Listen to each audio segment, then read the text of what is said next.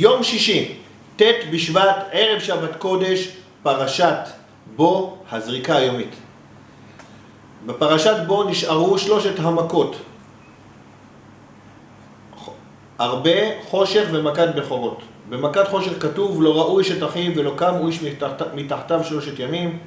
ידוע שהיה 3 ימים ככה ו3 ימים ככה. אומרים בעלי המוסר, אתה יודע מה מכת חושך הגדולה ביותר? לא ראו איש את אחיו. כשאחד לא רואה את השני, זה החושך הגדול ביותר. אדם צריך להסתכל ימינה ושמאלה, במיוחד בתקופה כזאת של מלחמה, של אסונות בבתים מסוימים, של בעיות כלכליות זה לזה.